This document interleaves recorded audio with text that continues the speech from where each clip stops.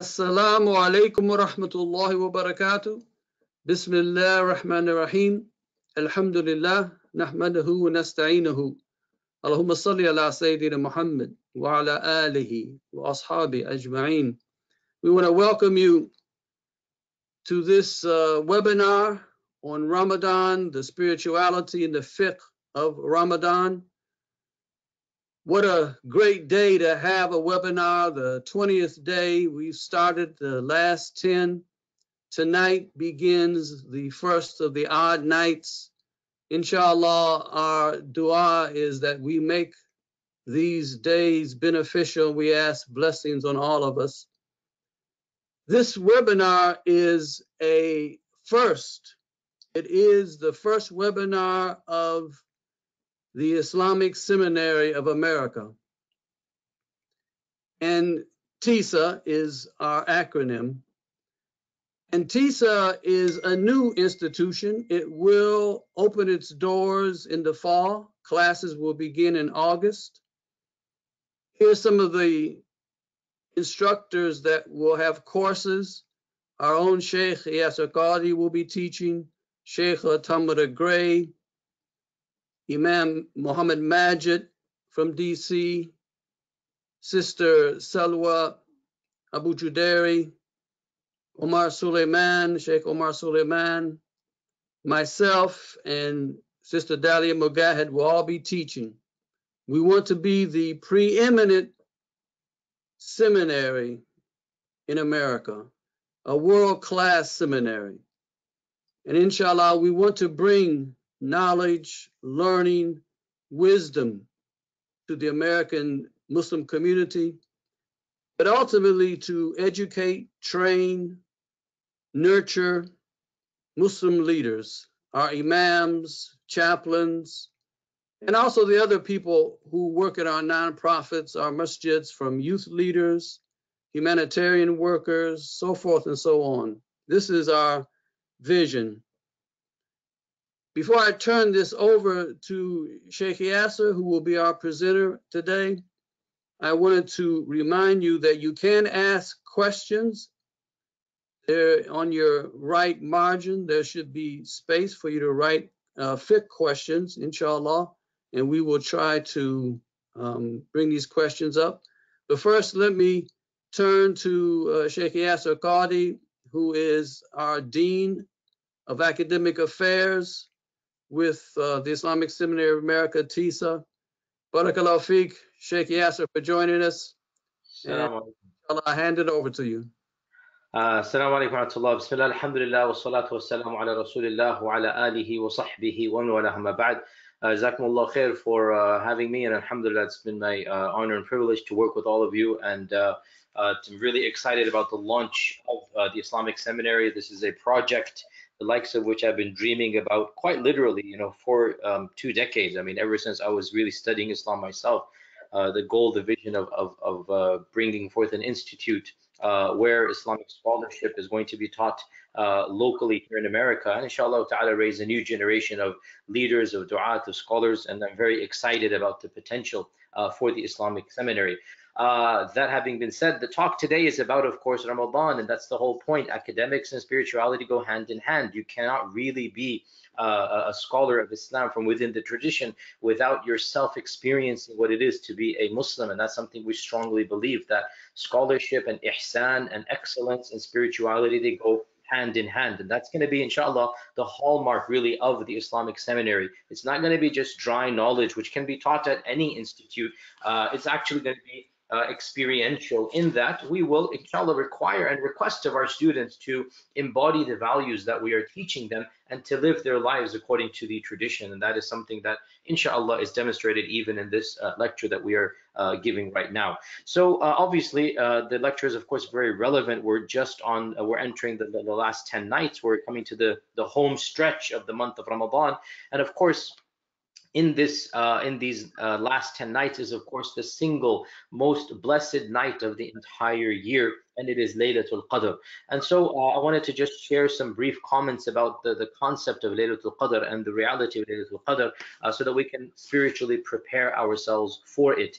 There's an interesting hadith in the Muwatta of Imam Malik, and it's a slight weakness in the chain, but concept-wise it is authentic, and that is that the Prophet ﷺ, he saw that the lifespans of the previous generations was far longer than ours. And so he wondered that how can my nation, who's only going to live 60, 70, 80 years on average, how can my nation compete with the nations of old who lived for 500, 600, 1,000 years, according to the Quran, like Nuh lived for 950 years. How can we possibly compete? And so Allah subhanahu wa ta'ala revealed in response to that Surah Al-Qadr, Inna anzalnahu fi Laylatul Qadr. And the point is that Allah subhanahu wa ta'ala blessed this ummah with a night that would allow them to compete with the previous generations that lived for long years. Because as we know, every single Laylatul Qadr is equivalent to, we say one lifespan. Actually, that's not true. 83.777 years of full worship is not one lifespan. No, it is multiple lifespans. If you do the math and actually literally go do this, suppose the most religious Muslim who prays 5 times a day, reads a little bit of Quran, maybe even wakes up for tahajjud. We're talking about like the muttaqi, pious person. Calculate by hours, how many hours a day is he actually engaged in ritualistic worship? And I'd say even the most righteous Muslim of our times, 2 or 3 hours of the 24 hours. That's basically 1/24th, or 1/8 of the actual day. And so out of a lifespan of 60 years, how many years of actual worship has a righteous Muslim done? Take into account his childhood, growing up, etc., etc. You're talking about 3 or 4 years of actual worship. Allah is saying one night of Laylatul Qadr is equivalent to 80 solid years. Actually, no, not even 80. Laylatul Qadri khayrum min alf shahr. It is actually more blessed than the 1,000. So it's not even 1,000. It is more than 1,000 months. That is more than a lifespan. So this is how we, with our meager lifespans of 60, 70, 80 years on average, we are going to be able to compete with the previous generations. This blessing of Laylatul Qadr was not given to any other nation. It was given only to our nation. It is a blessed night that Allah Azza wa Jal chose to give to the ummah of the Prophet sallallahu alaihi wasallam. And Laylatul Qadr, why is it called Qadr? What is the concept of Laylatul Qadr? What does it mean? Qadr actually has many meanings. So we'll begin with the first of them. The first meaning of Qadr in Arabic is, and this is the primary meaning, believe it or not, which is not known to most non-Arabs. The main meaning of Qadr is value. So when you say a person is a person of Qadr, you mean he's a person of status. He's a person of significance. Sahibu Qadr, dhu Qadr. This is a person who's a person of value. So Laylatul Qadr, therefore, is a blessed night. It is a night of value. It is a night that is dhu Qadr, or dhatu Qadr is the feminine. It is a night that is very valuable. It is the most valuable night of the year. That's why it is called Laylatul Qadr. Al-Qadr here means the night of power. It's not a night of blessedness. It's not one great night. It is the greatest night. Laylatul Qadr. The Alif Lam, of course, means there is no day or night in the year that is better than Laylatul Qadr. And this is why as well, why is this night so grandiose, so magnificent? It is mentioned in the Quran. In Surah Al-Dukhan, Inna anzalnahu fi laylatin mubarakatin. We sent the Quran down on the blessed night, Layla Mubaraka. What is baraka? What does Mubarak mean? Mubarak means that you stretch the benefit so that it is more than is supposed to be. So when food is blessed, go back to the so many miracles of the Prophet and previous prophets as well. One plate of food will suffice for 100 people, or in the case of the battle of the Khandaq, a glass of milk fed maybe 700 people, right? That's blessed. One glass of milk typically feeds one person. When the milk is blessed, when the milk is mubarak, when the dates are mubarak, One plate of dates will feed the entire Ahl al-Suffah. One plate of food, as in the marriage of Zainab and the Prophet ﷺ, will feed the whole city of Medina. That's what barakah does. It increases the functionality, the usefulness, the utility of something. So when something is blessed, rather than it only sufficing its standard, it will be magnified in its utility. So the night is blessed, which means every single good deed that we do, it is as if we've done the good deed for an entire lifetime. So every good deed of Laylatul Qadr is a good deed that will give us the reward of a lifetime. That's why this is the Layla of Qadr, the Layla of significance, the Layla of importance. So one of the meanings of Laylatul Qadr is that the night of significance, the night of grandiose majesty, the night of blessedness. Also, we learn from the Quran that Laylatul Qadr is the day that Allah subhanahu wa ta'ala chose to reveal the Quran. And so it didn't just come down haphazardly, randomly on an anonymous day. It didn't just happen to begin on a particular day. No. Allah is saying, Inna anzalnahu fi laylatin mubarakah. Inna anzalnahu fi laylatil qadr. Two different verses in the Quran, both of them telling us the same thing. Allah chose to begin the revelation of the Quran on this blessed day of Laylatul Qadr. And so what this means, the famous incident of Iqra that we all know about, Jibreel comes and says, recite, and the Prophet says, I don't know how to recite. The famous incident of Iqra, it took place the day of Laylatul Qadr. So if Laylatul Qadr was on the 27th, for example, so the day of 27th is when the incident of Iqra began. So Allah Azza wa Jal chose to reveal the Quran on this beautiful day of Laylatul Qadr. Of the meanings as well of Qadr, Laylatul Qadr, of the meanings as well of Qadr is that Qadr actually means to be restricted, to be narrowed. So there's a verse in the Quran, وَمَنْ قُدِرَ عَلَيْهِ رِزْقُهُ فَلْيُنْفِقْ مِمَّا آتَاهُ اللَّهُ. Whosever's money is tight, let him still give whatever he can give. So Allah uses the word qudira to mean tightened, squeezed. Your money is tight. So Laylatul Qadr is the night of squeezing. What does it mean, squeezing? It's not because you're packed in taraweeh at night. No, even though that's also true on Laylatul Qadr. That's not why it's called Laylatul Qadr. It is called the night of tight, or the night of packness, or the night of no space, basically, because there is no space in the higher heavens because of the revelation of the angels. There is no space at all to do anything because of the existence of angels, the quantity of which we cannot even count. Abu Hurairah said that on Laylatul Qadr there are more angels in the heavens than specks of sand in the desert. There are more angels surrounding us than there are specks of sand in the desert. So it is called Laylatul Qadr because it is a night where every single space in the heavens is packed to capacity with what? With the angels. And that's why Allah says, تَنَزَّلُ الْمَلَائِكَةُ. Tanazzala means coming down in batches. They keep on coming down. Tanazzalul malaika. The angels keep on coming down. And Allah subhanahu wa ta'ala mentions that on this night, all of the angels come down. And of course, the angels, their very presence brings the blessings of Allah. Their very presence is concomitant with the sakina of Allah, with the tama'nina of Allah. Wherever Allah's angels go, Allah's rahmah comes with that. Wherever Allah's angels come, there is peace in the heart and there is serenity in the world. And so this world is surrounded by angels on Laylatul Qadr. So much so that, of course, the angels are packed to capacity. Hence, it is called Laylatul Qadr. Another meaning, by the way, all of these are valid, obviously, there's no contradiction. Another meaning of Qadr over here, another meaning of Qadr is that Qadr over here is the common phrase of predestination. We believe in Qadr as one of the pillars of Iman, as we know. And so Qadr also means predestination. And Laylatul Qadr is called Laylatul Qadr because obviously it is a Layla, or a night where Allah's Qadr is announced to the angels. Allah's Qadr is announced to the angels. And what this means is that on Laylatul Qadr, Allah subhanahu wa ta'ala tells the angels, announces to the angels what is going to happen for the upcoming year. And it is called Laylatul Qadr because Allah Azza wa Jal says in the Quran, تَنَزَّلُ الْمَلَائِكَةُ وَالْرُوحُ فِيهَا. Now listen to this.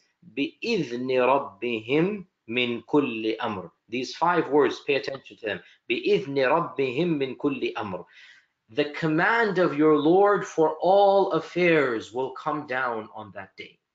So, in this night, Allah will announce who shall live, who shall die, who shall be giving birth to, what rizq is going to be increased, what calamities will befall, what patience is going to be destined for the whole year. What is going to happen is announced to the angels on that day. Now, why then should we be making dua on that night? Because our Prophet ﷺ said, nothing changes qadr other than dua. لا يرد القدر إلا الدعاء. Nothing changes qadr except dua. And so dua changes qadr. And what this means is that there is the possibility of something that Allah has decreed that Allah Azza wa Jal knows because of our dua it will be changed. Obviously Allah does not change His mind. Allah does not decide things haphazardly. However, there are levels of qadr. There is the eternal qadr, and there is the qadr before Allah created Adam, and there is the qadr of our birth. When we are born, the angel comes and writes down how long he has to live, etc., etc. There is the annual qadr, which is Laylatul Qadr. Then there is the daily qadr, kulla yawmin huwa fi sha'n.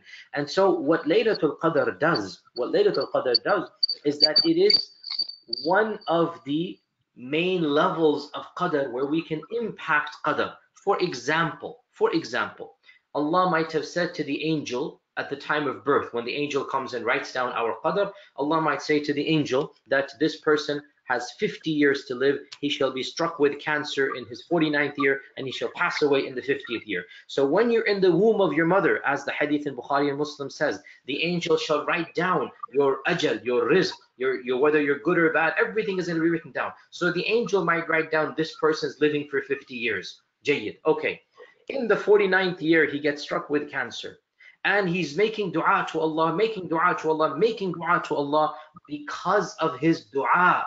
Allah subhanahu wa ta'ala on Laylatul Qadr announces, okay, you know what? He's not going this year. I give him some more years. So Allah, now of course Allah knew in the eternal Qadr, but the angels did not know. You did not know. And so it was as if your death is predestined on this date, but because of your actions on Laylatul Qadr, because of your dua on Laylatul Qadr, you can positively influence your Qadr. And that is why Laylatul Qadr is called Laylatul Qadr. It is the day when all of these will be announced, and we want to influence our Qadr in the most positive manner. And so that is what we were asked to make dua on Laylatul Qadr.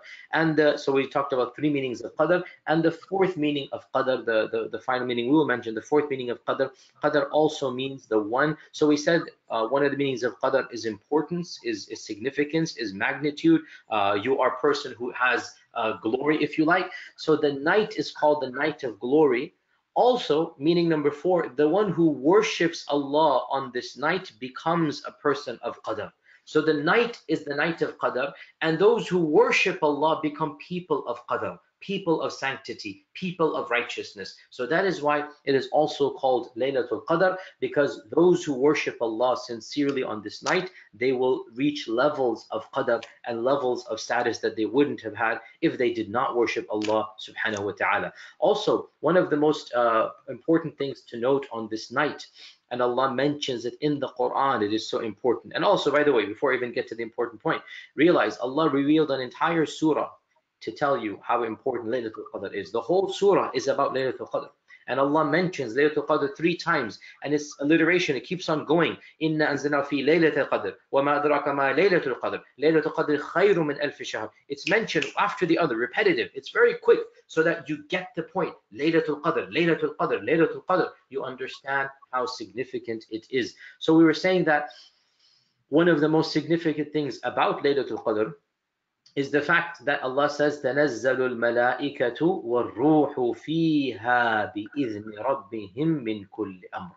تَنَزَّلُ الْمَلَائِكَةُ وَالرُّوحُ فِيهَا. All of the angels come down, and so does the ruh within them. The ruh, of course, is the angel Jibreel. نَزَلَ بِهِ الرُّوحُ الْأَمِينَ. The angel Jibreel is, of course, the ruh over here. And what is significant to note is that the angel Jibreel does not come down anymore to this heaven, to this world. There's no need for him to come down. This is the same angel who is the greatest of all angels of Allah subhanahu wa ta'ala. This is the angel who witnessed the creation of Adam.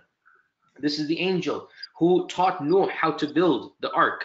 This is the angel who protected Lut and destroyed the cities of Sodom and Gomorrah.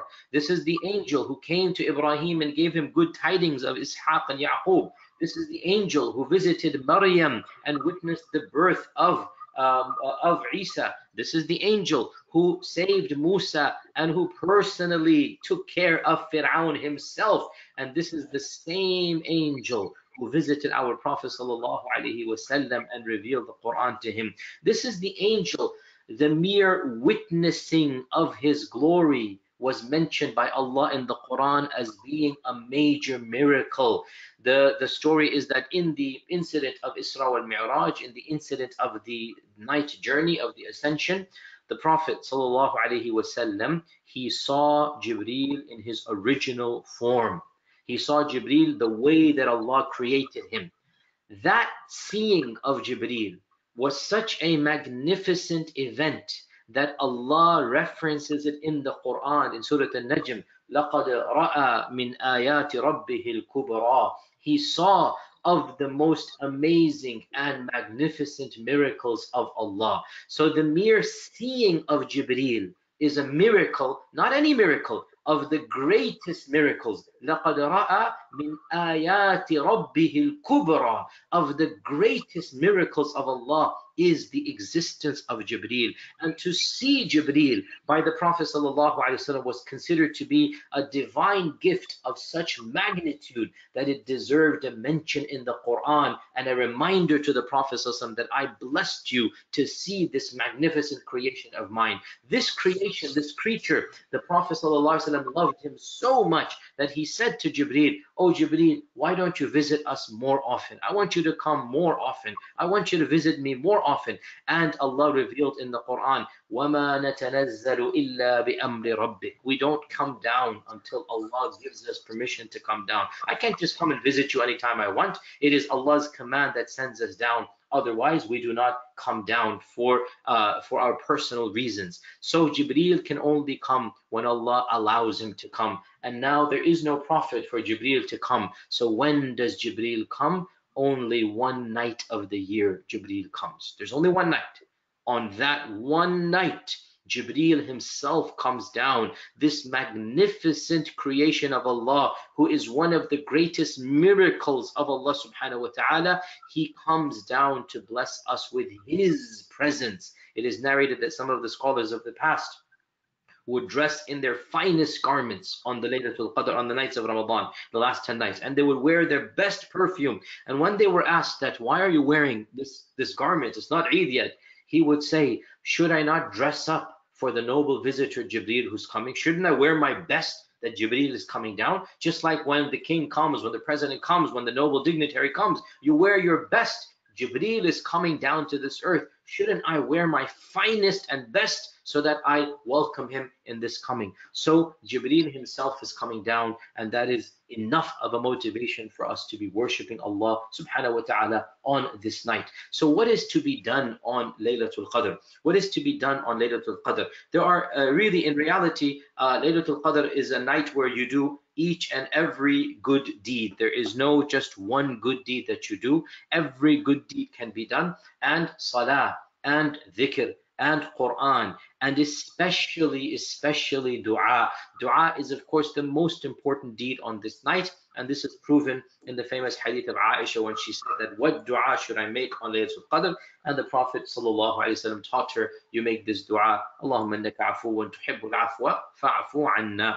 Oh Allah, you are the one who erases sins.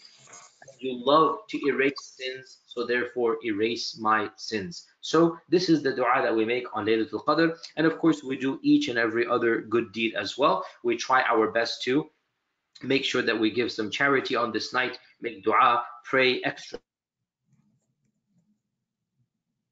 every good deed that one can do, it should be done on this night, and it is the night where we especially make dua that Allah blesses us with the best of Qadr for the upcoming year. These are the most blessed nights in the entire year. Allah swears by them, and when Allah gives a qasam, when Allah gives an oath, this indicates the majesty of what He is giving an oath by. Allah says, "Wal fajri wa layalin ashr." Allah swears by the dawn and the 10 nights, and these are the 10 nights of Ramadan. Wa layalin ashr, according to one interpretation, these are the 10 nights of Ramadan that Allah gives a qasam by. There is no time frame in the whole year that is more blessed the nights of than these 10 nights. These are the most blessed nights of the year, and in them is this night that is worth many lifetimes of worship. So I pray that Allah subhanahu wa ta'ala allows us to maximize our good deeds in this time frame. I pray that Allah subhanahu wa ta'ala accepts our fasting and our prayer and our charity and our standing in qiyam. I pray that Allah subhanahu wa ta'ala guides us to be able to stand in prayer on Laylatul Qadr and to accept our du'as on Laylatul Qadr. I pray that Allah subhanahu wa ta'ala grants me and all of you success in this world and the next. I pray that Allah subhanahu wa ta'ala always uses us as instruments of good, as mafatih al-khair, as the Prophet said, keys that open up doors of good, and that He does not use us as instruments of evil. I pray that Allah causes us to live as Muslims and to die as mu'mins and to be resurrected with the prophets and the companions, and what a noble companionship they are. Wa jazakumullah khair, and inshallah I hand it back to Dr. Bagby, inshallah. Barakallahu feek. May Allah bless you, Sheikh Yasir. May Allah bless us all with the blessings of Laylatul Qadr, inshallah. Amen. Some questions, but since we're kind of talking about the last 10 days, one of the questions actually deals with this. And the question is, what is the most important thing that a person can do in the last 10 days? So as we said, there's no one thing that can be done. Every good deed is done, and human beings they cannot do the same thing for too long anyway. So we vary, we do different things. We will open up the Quran and read, we will sit and do dhikr, we will stand in prayer, we will make dua, we'll give some charity. That is what we will do. We will have a variety of good deeds. Out of all of these, as we said, the most important is dua. And of course, even better is to make dua within salah. And so in reality, salah is the queen of all good deeds, because in salah, you are standing, you are bowing, you are prostrating. In salah, you are reciting the Quran. In salah, you are making dhikr. And in salah, you are doing dua as well, especially in the sajdas. You should make lots of dua. So out of all of the good deeds, the salah is the queen, because it does all of this. And that's why our Prophet ﷺ would stand the whole night in salah, because it combines all of these deeds. In case, of course, we cannot, do the whole night, we can do other good deeds as well. Or, if a sister is not able to pray during that time, then she will simply do dhikr and dua during this time, inshallah ta'ala. And the hadith that the greatest time for dua in salah is sajda, correct? Yes, the Prophet ﷺ said, أقرب ما يكون العبد إلى ربه وهو ساجد فأكثروا فيه من الدعاء فقمن أن يستجاب لكم. The closest that a person will ever be to his Lord is when he is in sajda. And so increase your du'as in sajda, for indeed you are going to be answered in them. It is very likely you'll be answered in them. So we increase the du'as in our sajda. Yes. Let's turn to some fiqh questions. So the first is from a sister. I love to hear the taraweeh recitation in my masjid, but now I'm menstruating. Can I go to the masjid and sit in the musalla to listen to the recitation? So the issue of sisters entering the masjid is one of the classical fuqaha, they disagreed about. They have various positions. Given the current circumstances we live in, I would say that inshallah it is permissible for a sister to enter the masjid and listen to the Quran and be a part of the general dua. And some of our scholars have said, this is an opinion, some of our scholars said the reason why some women were discouraged in those days is so that the masjid not get polluted with any najis or whatnot. That's not going to happen in our current circumstances. So I don't disapprove. It's something that, inshallah, it is permissible for the woman to enter the masjid. And there are some madhabs that don't allow during this time frame. And whoever follows those madhabs, alhamdulillah, that's also good. But if you're asking me, I would say that for the greater good and for the purpose of listening to Islamic lectures and to be around other Muslim ladies and to listen to the Quran and to participate in the dua, for all of these reasons, inshallah, does make sense for our sisters to be allowed to come to the masjid especially in these nights of the last 10 nights of Ramadan. Can we pray nafil prayer at home after praying witr and taraweeh? So the default, the ideal is that witr should be made the last salah of the evening.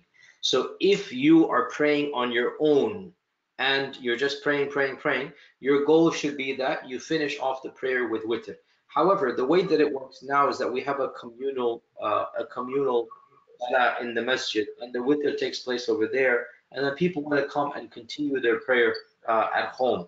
Given the dynamics of the fact that now we have a different system and a setup, remember, the taraweeh wasn't a public event in the time of the Prophet ﷺ. They didn't have taraweeh the way that they do now. And given all of the dynamics, you have one of two options. You either pray with the imam, the taraweeh and the witr, then you go home and you continue praying your own nafil, but do not pray witr, because there's a hadith, la witrani fi layla. There shouldn't be two witrs in one night. And this is allowed because you prayed witr because you were with the jama'ah. You didn't intend to pray witr on your own as if you're finishing off. You just happened to be part of the jama'ah, and the jama'ah is praying witr, and Allah knows your need. So you will pray that witr, then you will go home and you will pray nafil without praying witr. You will not pray witr, and Allah knows that your intention wasn't that you end the salah there, your intent was to pray here, and that is allowed to do, no problem there. The other thing to do, which has its pros and cons, and I prefer this, at the same time other scholars don't prefer it for other reasons, that when the imam says salam for witr, you stand up and you add one extra rak'ah. So you make that witr into an even two. Then you go home and you continue your salah 2, 2, 2, 2, 2, and then you pray your own witr at the end of that. So you will only pray one witr in this case, and you would have fulfilled both hadith. The first one, make your witr the last salah of the night. The second one, don't pray two witrs. You wouldn't have prayed the first one because you've actually made it a shafa, a dual. So these are two scenarios. Number one, you pray witr with the jama'ah, you finish the witr with them, then you come home and you just pray 2, 2, 2, and that is allowed, and Allah knows that you didn't intend to finish, but that's because you're with the jama'ah. Number two, you add an extra rak'ah and then you continue and then pray your own witr. Whichever one you do, inshallah, it is permissible, and Allah Azza wa Jalla knows. The next question, I ate a date mistakenly before it was time to break the fast. Do I have to make up that day? So if you ate the date, see, you have to be technical here. Listen to this carefully. If you ate not remembering you were fasting, so you accidentally ate or drank anything, then you are forgiven. However, if you ate the date thinking that the time for fasting was broken, so your niyyah is to break the fast. So suppose that the actual time of breaking the fast was 7:55, and you mistakenly thought it was 7:45. You made a mistake. It's like, oh, today's 7:45, right? And so you're waiting for 7:45, you put the date in your mouth, you're eating, somebody screams, hey, it's not time yet, it's supposed to be 7:55. You made a mistake. In this case, even though your mistake is forgiven, you're not going to be punished for it, right? But you made the niyyah to break your fast. And that niyyah to break your fast breaks the fast. So you have to make up that day, because this wasn't a mistake that you didn't even know you were fasting and you accidentally ate, okay? So in this case, because you kind of slipped into an error intentionally, meaning you knew you're breaking your fast, and to intend to break the fast breaks the fast, and you broke the fast when you shouldn't have broken it. It's like saying you prayed dhuhr at 10 a.m. and dhuhr comes in at 12:30, and for some reason you woke up all groggy, you're like, oh, I gotta pray dhuhr, and you prayed dhuhr, and you realize, hey, it's only 10:30 now, why am I praying dhuhr? Well, the fact that you prayed dhuhr earlier doesn't mean you're scot-free. You made a mistake, you have to pray dhuhr in its proper time. So similarly over here, if you broke the fast early with the intention of breaking the fast, then that will count as having broken it, and you will have to make up one day without any penalty. There's no sin, there's no kafara, but you need to make up that day, one day after Ramadan, and Allah Azza wa Jalla knows best. Okay. So another question, actually it's not a fiqh question, but just a question of knowledge. A speaker at our masjid said that the first fast ordained in Medina was 3 days, as evidence in the verse in the Quran, Ayyam and Ma'dudat, which he translated as a few days. Is this a good interpretation? No, I've never heard of this in my entire life. Anybody who said that the first fast was 3 days long. And in fact, think about it. Usually you really cannot even live without water for more than 2 days. This is an incorrect interpretation. Allah knows best. In fact, we have authentic hadith. The Prophet forbade fasting multiple days, more than 1 day. He forbade this. He said, you should not do this. Well, I assume that he means it is the template of our Ramadan fast. In other words, starting the fast at dawn and ending at sunset. But it was for 3 days. That's what the speaker said. Oh, I see what you're saying. No, again, this is an interpretation I've never come across in my life, to be honest. I've never heard this. The first time I'm hearing this, so this is new to me, and I would be very curious to see anybody from the past who actually said this. Ramadan was legislated the second year of the Hijrah. The second year of the Hijrah was when Ramadan was legislated, and it was legislated. The first Ramadan was not fully mandatory. Whoever wanted to fast could fast. Whoever didn't could have to give a kafara. That was the second year of Hijrah. And then the third year, Allah Azza wa Jalla made it mandatory on all of the believers. And so that's the whole month of Ramadan, not just 3 days. Ayyam al-ma'dudat means limited number of days, because Ramadan is only 29, 30 days. It is limited. That's what ma'dudat here means. Right. Actually, I was curious about this, so I looked it up a little bit, and there is an opinion, an early opinion, that says this, but it has no dalil, actually. I mean, there's no hadith, and the Quran is not clear that ma'dudat means a few days, and why would that mean 3 days? So, I myself had not heard it before until I looked and found that there are some early scholars who held this opinion. But it's interesting. I haven't come across this myself. Yeah. Okay. What about the making sajda? You're listening to the Quran and a sajda of recitation comes up. Can I make sajda without wudu? So scholars have differed over this, and in my humble opinion, sajdat al-tilawa does not require wudu. It is not salah. You do not say the takbir and go down and say the taslim. You simply prostrate to Allah subhanahu wa ta'ala, and a prostration is not salah in and of itself. So in my humble opinion, you don't need wudu. Realize though, as with almost every fiqh question of this nature, there is a spectrum of opinions, and there are some madhabs that consider sajda tilawah to be a salah, and so they say you have to have wudu, and you will say Allahu Akbar, and you will go down in sajda, and then you will get up and say a quick taslim. So they kind of consider a sajda to be a mini salah. You have the takbir and the taslim, but there's nothing that indicates there's a takbir and taslim for the sajda tilawah. You just literally fall into sajda, and that can be done at any time without wudu, and Allah knows best. When can we stop eating in suhoor accurately? Yeah, so this is a big issue of controversy in modern times.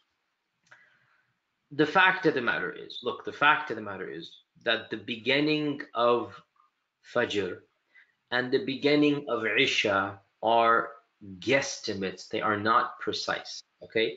Dhuhr is precise. You know exactly when it begins. Maghrib is the most precise of all prayers in its beginning. As soon as the sliver of the sun sets in a flat horizon, that's when Maghrib comes in. Okay, the beginnings of Fajr and of Asr and of Isha are quite literally gray areas. Literally, pun intended. They're gray areas. It's not scientific. It's not down to a minute.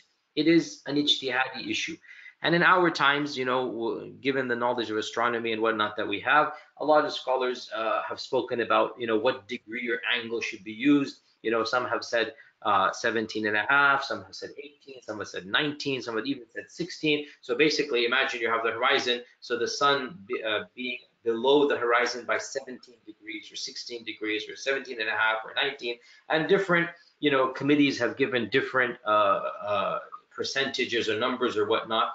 And even these numbers, in my humble opinion, they are not accurate because they vary from latitude to latitude. You cannot have the same number for Norway as you do for the equator and, you know, the equator regions. It's not fair. Each region of the world should actually have its own number in that case.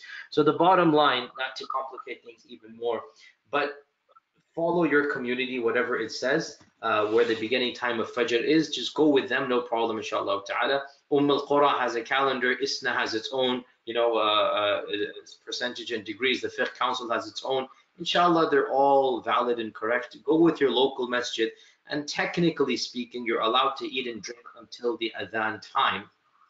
But realize that the adhan time is not set to a minute. That's the point.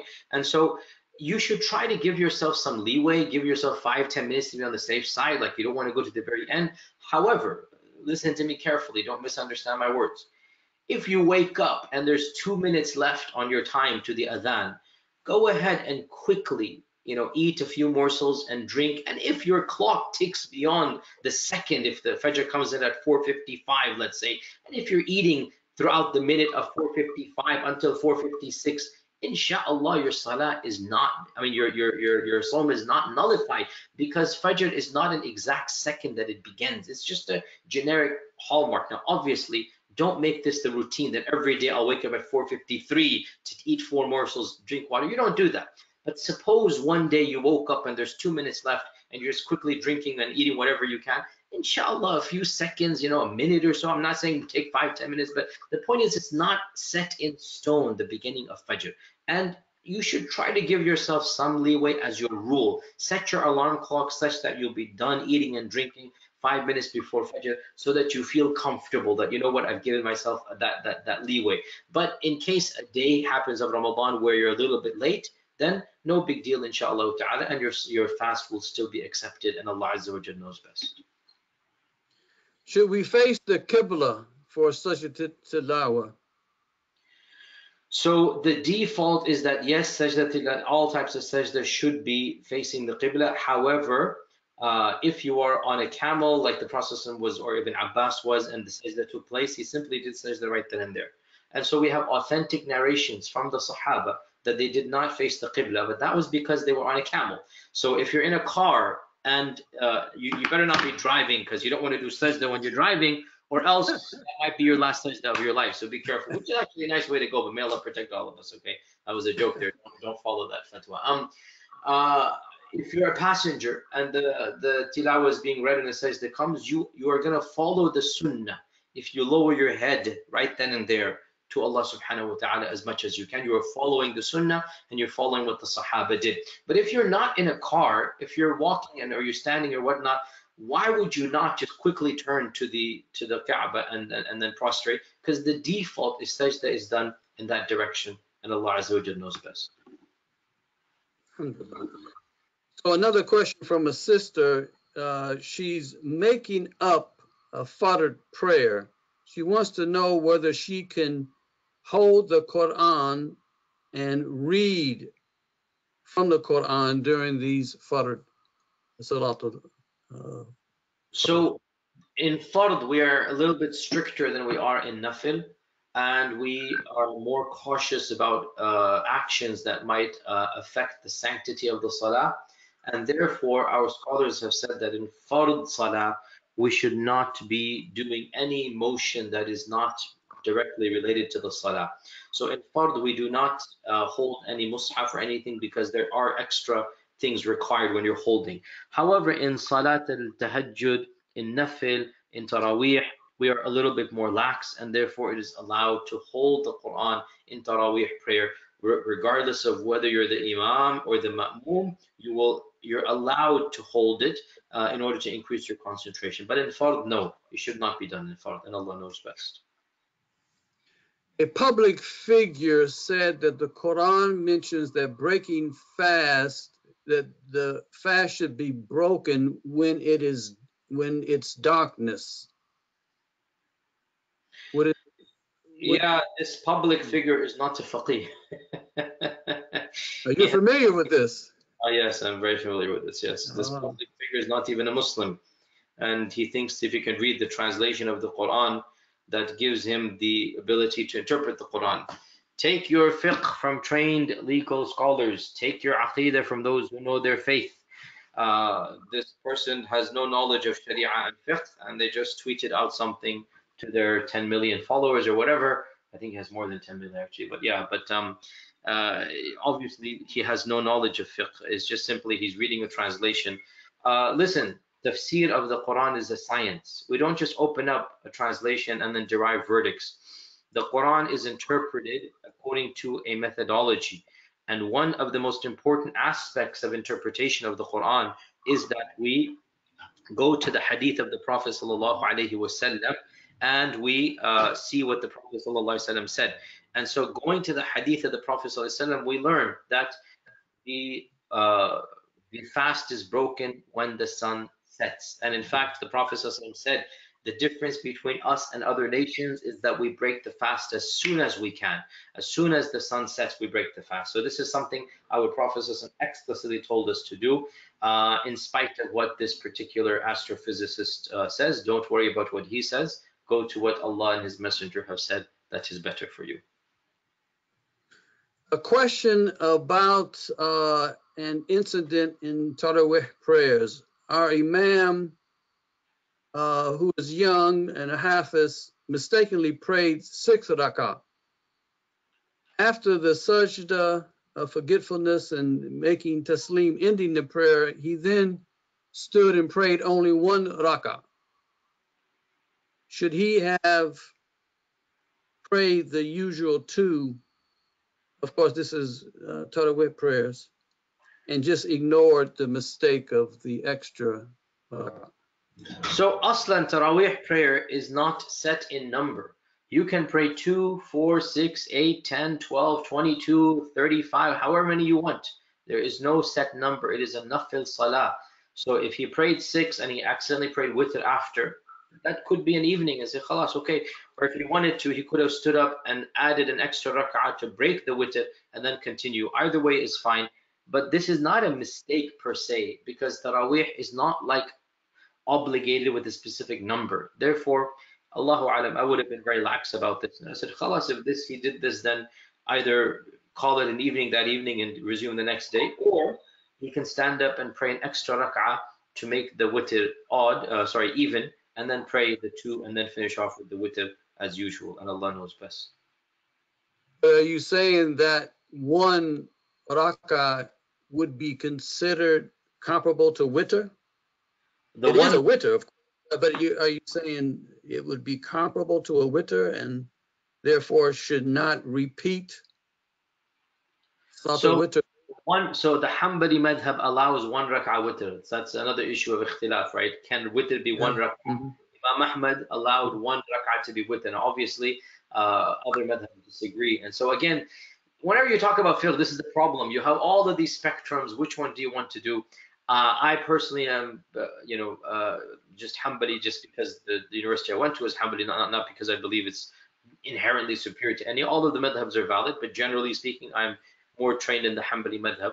And the Hanbali madhab allows 1 rak'ah to be witr. Now, in this case, as I said, there are many options available. The Sharia is very easy here.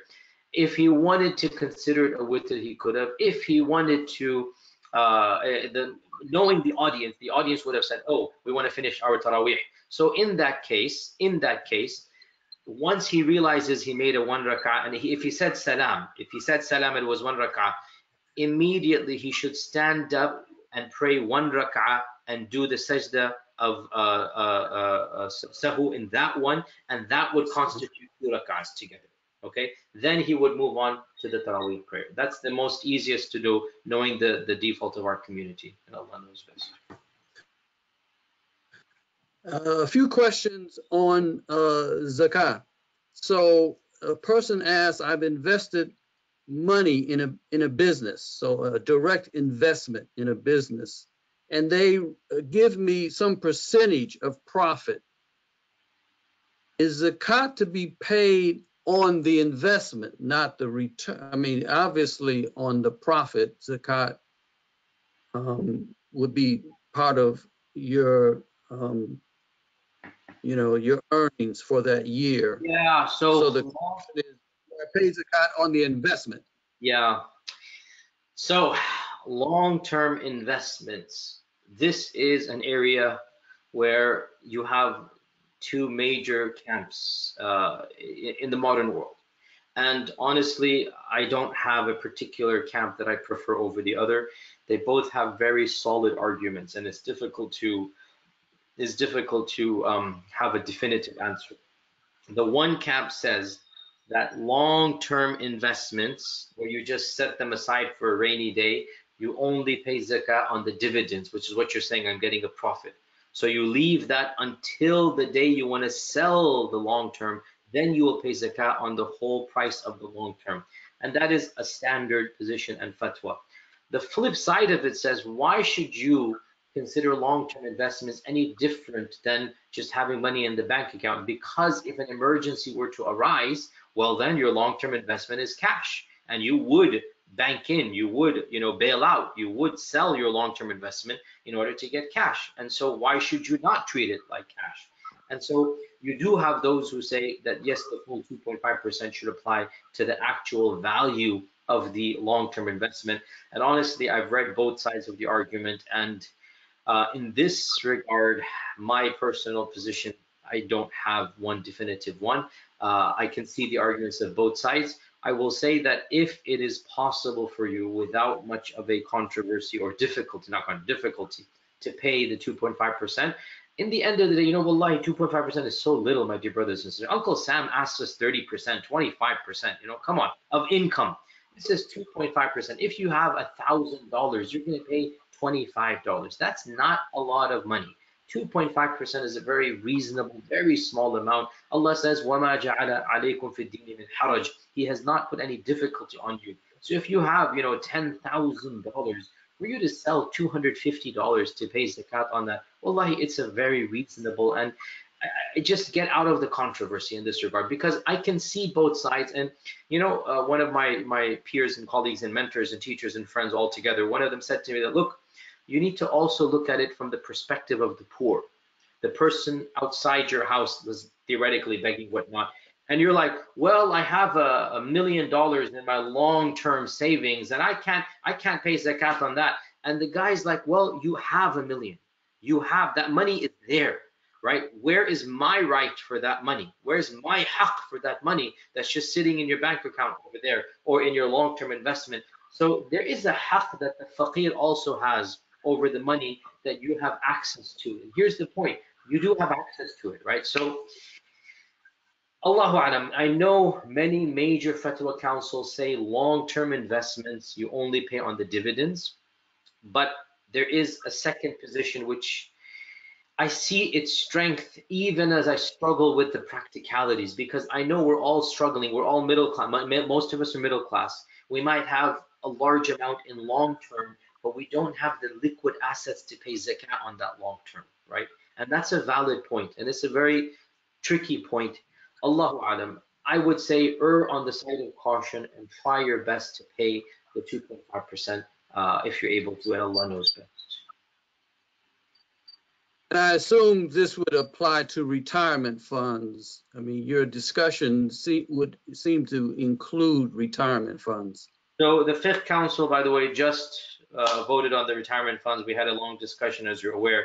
And the retirement funds, we basically said, yes, you will pay 2.5%, but after the taxes and penalties are taken care of, right? So suppose you have 100,000 in your 401k, but you're not allowed access to it without a 10% or 15% penalty. So then the 100,000 goes down to 85,000 if it's 15%.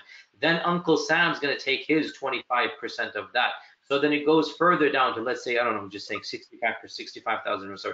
So you're going to pay 2.5% on the 65, not on the 100. So you take into account the penalties and you take into account the taxes, then the amount after the penalty and taxes, you will pay zakat on that amount. That is what the Fiqh Council has said. And that's every year? That is every year, yes. Mm-hmm. Well, alhamdulillah, our hour is about finished. May Allah bless Sheikh Yasir. May Allah bless all of us. I want to encourage everybody to check out the Islamic Seminary of America. Go to our website, islamicseminary.us, and inshallah, look at our courses. And we also encourage you to donate. Help us out. Help us to get started. Start with the right foot. You see on the screen the web address you can go to donate. Sheikh Yasir, would you have some last words for us about TISA? And then, inshallah, if you could give us a dua. So I'm very excited about the Islamic Seminary of America. I believe it's going to be a game changer, inshallah ta'ala. I believe that, inshallah, we're going to bring a level of excellence and a level of academic integrity and a level of scholarship that, inshallah, is unprecedented in the English language. We're going to be faithful to our tradition, even as we're exploring very difficult academic challenges that are being presented against Islam by the academia of our times. We're going to be merging the Western academic world of Islam with the Eastern traditional training in an unprecedented manner. And I pray that, inshallah ta'ala, Allah Azza wa Jalla blesses our efforts in this regard. I ask all of you to look into our website, our curriculum, our syllabus, and also spread the word to those who might be interested in attending, in getting some knowledge. And of course, we have different levels of learning. For those who want the actual degree, then of course they can enroll in the actual program. And of course, that is going to be the most time intensive and money intensive. They're going to have to come down and 2 weekends of the semester to Dallas and study with us as well. For those who just want the knowledge, there's other ways they can attend. They can audit a class, or they can just be a silent observer. There's different ways of benefiting from this. So log on to our website and see what other options there are, and spread the word, and of course donate. One of the biggest problems that any institute has in our times is finances, and so we do encourage you to donate to the Islamic Seminary and spread the word as well about helping us out, inshallah ta'ala. And most importantly, remember us in your du'as, because we need every single blessing that we can get. And this leads us to our concluding dua. Subhanakallahumma bihamdik, نشهد أن لا إله إلا أنت نستغفرك ونتوب إليك والعصر إن الإنسان لفي خسر إلا الذين آمنوا وعملوا الصالحات وتواصوا بالحق وتواصوا بالصبر. جزاكم الله خير. السلام عليكم ورحمة الله وبركاته. السلام عليكم ورحمة الله وبركاته.